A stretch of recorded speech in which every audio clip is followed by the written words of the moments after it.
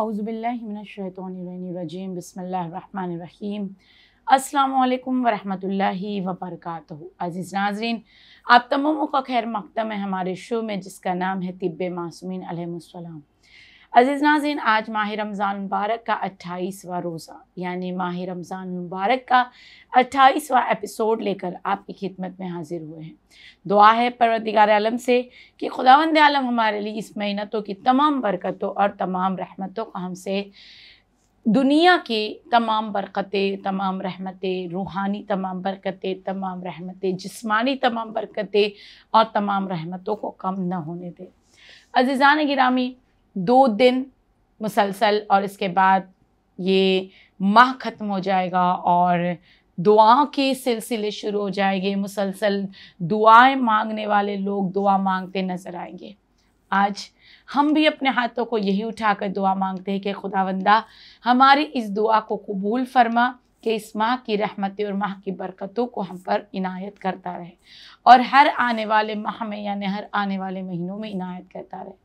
हज़रत रसूल खुदा ख़त्मी मरतबा सल्लल्लाहु अलैहि वसल्लम फरमाते हैं कि जब तुम्हें आखिरी अय्याम माह रमज़ान मुबारक का देखना नसीब हो, जब तुम्हारी तकदीरों में आखिरी अय्याम लिखा हो, तो उस वक्त तुम्हारा फ़रीज़ा ये है कि तुम उस आखिरी अय्याम को इबादतों में गुजारो, मोहब्बत खुदावंदी में गुजारो, खुदा के दोस्त बनने में गुजारो। और सिर्फ इतना ही नहीं बल्कि फरमाते हैं रसूल खुदा ख़त्मी मरतबा सल्लल्लाहु अलैहि वसल्लम फरमाते हैं कि ये वो रातें होती हैं, ये वो दिन होते हैं कि जिन दिनों में तुम अपने एक मोमिन दूसरे मोमिन के साथ बेहतरीन तरीके से पेश आए। एक मोमिन को चाहिए दूसरे मोमिन को इल्तिमास से दुआ कहे, यानी जब हमारी दुआएं कबूल नहीं हो रही हैं और हम किसी और को इल्तिमास करते हैं, वो अपनी ज़बान से हमारे हक़ में दुआ करता है तो उनकी दुआओं को कबूल किया जाता है। तो अज़ीज़ान गिरामी, ये आखिरी रातों में ज़रूरी है कि सदका खैरात करें। मोमिनों को चाहिए कि तमाम तर वो दुआएं मांगते रहे, वो तमाम नेमतों को हासिल करने की कोशिश करते रहे कि जिन नेमतों को अब तक उन्होंने हासिल नहीं किया। कई उम्मीदें हमारे दिलों में होती है कि हमने कहा था परवरदिगारा हमने तुझसे ये तलब किया, हमें ये नहीं मिला, हमने तुझसे ये मांगा, हमें अब तक नहीं मिला। रिवायत के जुमले बयान करते हैं जो इस तरह से मांग मांग कर भी न पा सका, वो आखिरी रातों में उनकी हाजतों को पूरी करवाता है, वो आखिरी रातों में अपनी दुआओं को कबूल करवाता है, वो आखिरी रातों में अपनी हाजतों को मुकम्मल करवाता है। और सिर्फ इतना ही नहीं बल्कि मासूमीन अलैहिस्सलाम फरमाते हैं कि जब भी तुम दुआ के लिए हाथों को उठाओ तो पहले अपने लिए दुआ ना करो, पहले दूसरों के लिए दुआ करो, अपने अक़रबा, अपने अजीज़, अपने पड़ोसियों के लिए दुआ करो और इसके बाद अपनी दुआओं को करो तो इंशाअल्लाह तुम्हारी दुआएं कबूल हो जाएगी। अज़ीज़ान गिरामी, बस 2 दिन हमारी खिदमत में माह रमज़ान मुबारक के। कई मरतबा ये है कि अगर हम रास्तों से गुज़रते हैं या अपने घर का माहौल देखते हैं तो ईद के आने की खुशी इस तरह से नज़र आ रही है कि लोग ईद के जश्न के लिए पूरे पूरे तैयार नज़र आ रहे हैं। किसी ने लिबास ख़रीद लिया तो किसी ने अपने घर के इंतज़ामात के लिए मेहमानों को दावत ईद दे दी। अज़ीज़ान गिरामी, इंशाअल्लाह खुदा हम सब की ईद को बेहतरीन ईदों में शुमार फरमाए और हमारी दुआओं को खुदावंद आलम मकबूल करे। अज़ीज़ान गिरामी, लेकिन 2 दिन और आज आपकी खिदमत में एक और एपिसोड लेकर, इस एपिसोड को इसलिए भी मैं आपकी खिदमत में पेश करना चाहती हूँ ताकि हम और आप जान सके, समझ सके कि इस महीने के बाद भी कुछ ऐसे प्रॉब्लम्स, कुछ ऐसी तकलीफ़ें, कुछ ऐसी मुश्किलात आएगी, यानी ये इस लिहाज से आएगी कि हमारा पूरा रूटीन चेंज हो जाएगा। रूटीन चेंज होने से मुराद है जो हम मॉर्निंग में उठ कर सैर करते थे, उसके बाद नमाज़ों को अदा करके सो जाया करते थे, अब हम जब ब्रेकफास्ट करेंगे तो वो ब्रेकफास्ट हमारा मॉर्निंग के दरमियान यानी आधी रात में नहीं बल्कि सुबह नमदार होने के बाद होगा। जो पूरा दिन का वक्त इस तरह से हम फास्ट रखते थे, रोज़ा रखते थे और उसके बाद मगरिब के वक्त हम खाना खाते थे, अब हमारे लिए वो चेंजेस हो जाएंगे। यानी पूरा दिन जो हम रोज़े से रहते थे, अब हम कहीं ना कहीं कुछ खा रहे होंगे, कुछ ब्रंच कर रहे होंगे, कुछ उसके बाद में हम लंच करेंगे, देन फिर हमारा शाम के टाइम पे हम टी और स्नैक्स की जानिब बढ़ेंगे और फिर जो जहाँ इफ्तार का वक्त होता है उससे दूसरे वक्त में जाकर हम रात रात का डिनर करेंगे, यानी पूरा जो हमारा दरमियानी सिस्टम होगा वो पूरा चेंज हो जाएगा। और कोई ये नहीं कह सकेगा कि मैंने रमज़ानुल मुबारक के गुजर जाने के बाद इजीली अपने स्केड्यूल को जो है वो मैनेज कर लिया। नहीं, कोई ना कोई किसी न किसी प्रॉब्लम में आता है, यानी किसी को बदहजमी की शिकायत हो जाती है, किसी को वीकनेस की प्रॉब्लम होगी, किसी को अच्छा फील नहीं होगा, किसी को भूख नहीं लगेगी। रीज़न ये होता है कि हमारा जो सर्कुलेशन बॉडी का चल रहा है वो अचानक से एक रात में पूरी तरह से तब्दील हो जाता है, जिसे इंशाल्लाह कंटिन्यू होने में और नॉर्मल होने में 2 से 3 दिन लगते हैं। अब इस दरमियान में हमें करना क्या है? अज़ीज़ान गिरामी, यही हुक्म मैं आपकी खिदमत में लेकर आई हूँ कि इस दरमियान में जहाँ हम आधी रात में सहर किया करते थे, वहाँ अब हम मॉर्निंग में नाश्ता करेंगे। यानी ये दरमियानी जो पीरियड है, यहीं पर हमारे लिए सबसे बड़ी प्रॉब्लम क्रिएट हो जाती है। तो अज़ीज़ान गिरामी, अगर आप नमाज फ़ज्र के वक्त उठे, एटलीस्ट 1 हफ़्ता यानी 1 वीक जाएगा हमें अपने बॉडी को पूरी तरह से सिस्टमेटिक लाने के लिए। तो अब अगर हम नमाज फ़ज्र के लिए उठे और नमाज फ़ज्र पढ़कर अगर हम दोबारा से सोना चाहते हैं, तो हैबिट ये हो चुकी होती है सहर की कि अभी हमें भूख लग रही होती है। अब उस वक्त अगर हम कुछ खाने जाएंगे तो हमें अच्छी तरह से डाइजेस्ट नहीं होगा। तो अब हम उस वक्त क्या करें?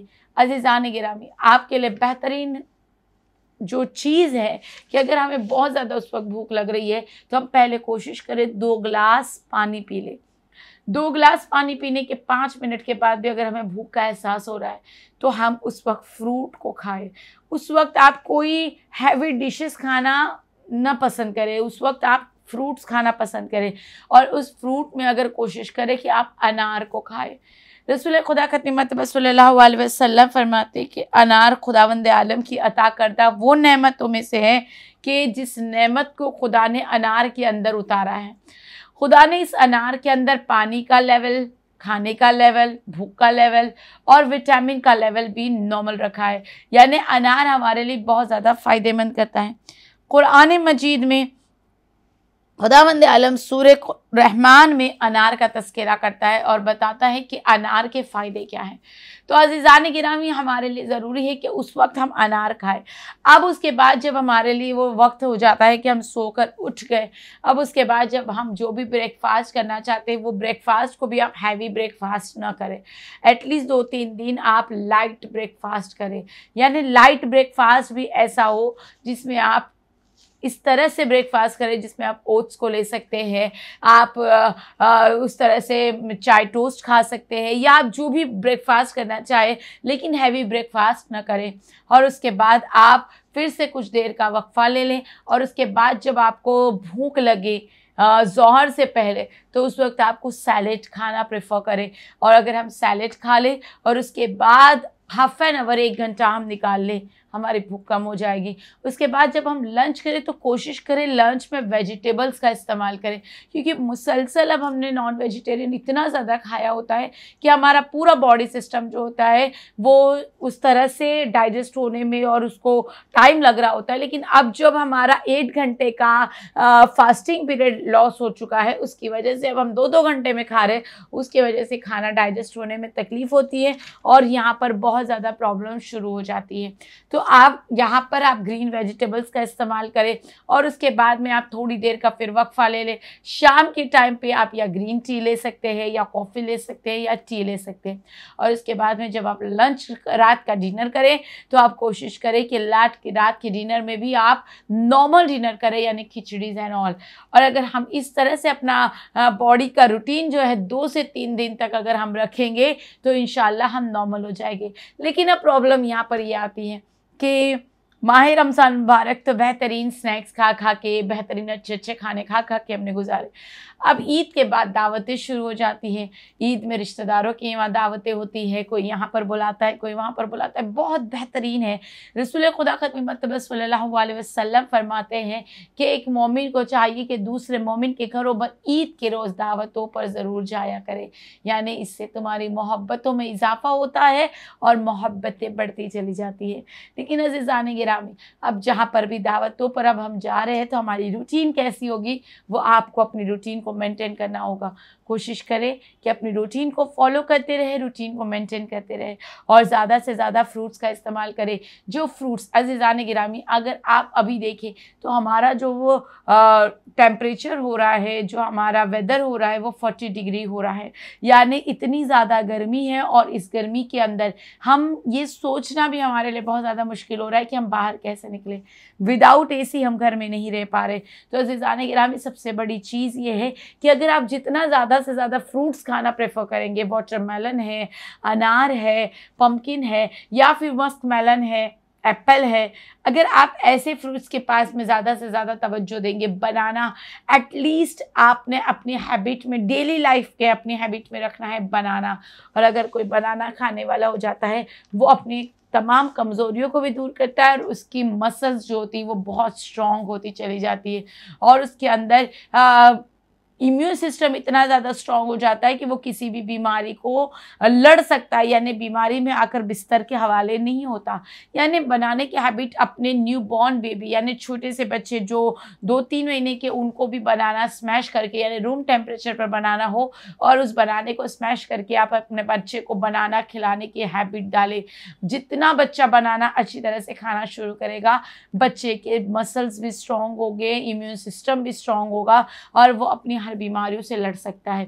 उसी के साथ रिवायत के जुमले बयान करते छोटे इमाम जाफर स्वादिक अलैहिस्सलाम फरमाते हैं कि ये सारे फल जो है, यानी ये जो सारे फ्रूट्स जो आपकी खिदमत में बयान की गई, जिसमें एक अनार वो फ्रूट है कि जो बेहिश्ती फल कहा गया है, यानी अनार जो है वो बेहिश्त का सबसे बेहतरीन फल है। और आप जानते हैं कि रसूल खुदा खतीमत सल्लल्लाहु अलैहि वसल्लम को भी जब दुनिया में जनाब फातिमा ज़हरा सलामुल्लाह अलैहा का नूर इनायत करना था, तो खुदा ने इस तरह से बुलाया था और एक फ्रूट अता किया था और यही कहा था कि आप ये फ्रूट का इस्तेमाल करो। अज़ीज़ान गिरामी, यानी खुदावंद आलम ने अपनी तमाम नेमतों को फ्रूट के अंदर रखा है। अज़ीज़ान गिरामी, अनार के अंदर की एक सिफत और ये एक क्वालिटी ये भी बयान की जाती है, जो छोटे इमाम जाफ़र स्वादिक अलैहिस्सलाम फरमाते हैं कि वो भूखे को सैर करता है और पेट भरे भूख जिसको लगती है वो भी खाता है, तो वो भूख उसकी मिट जाती है, यानी सैर हो जाती है। और जो पेट भरा हुआ इंसान है, जिसका फुल पेट है, वो भी अगर खाता है तो खाना हजम करने में मदद करता है। हज़रत रसूल खुदा सल्लल्लाहु अलैहि वसल्लम फरमाते हैं कि अनार से ज़्यादा कोई मेवा मगरूब न था, यानी जितना अनार फ़ायदेमंद होता है उससे ज़्यादा कोई मेवा फ़ायदेमंद नहीं हुआ करता। अज़ीज़ान गिरामी, यहाँ तक कि बयान किया गया है कि अनार के छिलके, दरख्त की छालों और इसकी जड़ों को अगर अर्क निकाल कर दवाइयों में इस्तेमाल किया जाता है तो वो बहुत जल्दी शिफा पाता है। मैं आपको एक चीज़ बयान कर दूं, जब हम अनार को छीलते हैं तो हम अनार के ऊपर कभी नाइफ नहीं लगाते, यानी अनार के 4 हिस्से कर देते हैं और उसे एक फ्लावर की मानंद हम खोल देते हैं ताकि इसका कोई भी दाना छुरी की वजह से ज़ाया ना हो जाए। और जब हम उसे खोलते हैं, उसे ओपन करते हैं और उसके जब हम उसके दाने जब निकाल रहे होते हैं तो उसमें एक येलो स्किन होती है जो थोड़ी सी बिटर टेस्ट देती है, थोड़ी सी कड़वी टेस्ट देती है और हम उसे उठाकर फेंक देते हैं। नहीं अज़ीज़ान गिरामी, अगर किसी को इंडाइजेशन का बहुत ज़्यादा प्रॉब्लम है, अल्सर का बहुत ज़्यादा प्रॉब्लम है, या किसी को मुंह में बार बार थूक आता रहता है, यानी उसे बार बार स्पिट करना होता है, तो ये जो जिसे प्रॉब्लम है, स्टमक का अगर पेट का किसी को भी अगर प्रॉब्लम है तो वो अनार के साथ उस स्किन को भी खाए, यानी जो येलो स्किन होती है वो स्किन को भी चबा चबा कर खाए। थोड़ा सा बेशक बेटर टेस्ट देगा लेकिन आपकी प्रॉब्लम, इंडाइजेशन की प्रॉब्लम को दूर करेगा, आपके तमाम प्रॉब्लम्स को दूर करेगा। उसके साथ बयान किया गया है कि अगर अनार का रस शुगर का मरीज़ को दिया जाता है तो शुगर का मरीज़, मैंने डायबिटीज़ वाले एपिसोड में भी बयान किया था कि अगर अनार का रस, अनार का जूस निकाल कर अगर शुगर मरीज़ को या डायबिटिक पेशेंट को दिया जाता है तो वो अपने शुगर को बहुत जल्द ख़त्म करता है, यानी बहुत जल्द उसका असर ख़त्म हो जाता है और शुगर पेशेंट जो होता है वो अपनी नॉर्मल लाइफ जी रहा होता है। ब्लड की कमी अगर किसी को हो और हेमोग्लोबिन बहुत ज़्यादा लो हो, और लेडीज़ में ये प्रॉब्लम बहुत ज़्यादा पाई जाती है, तो उनके लिए भी कहा गया है कि अनार का चबा चबा कर खाना ब्लड हेमोग्लोबिन को बढ़ाता है, ब्लड को नॉर्मल करता है। और अनार में सबसे ज़्यादा जो लेवल पाया जाता है वो आयरन का लेवल होता है कि इसीलिए कहा गया है कि आयरन वाली चीज़ों को डेली खाया करें। तो अनार जो है जिसके अंदर आयरन पाया जाता है, तो अनार जैसे फ्रूट को डेली खाया करें।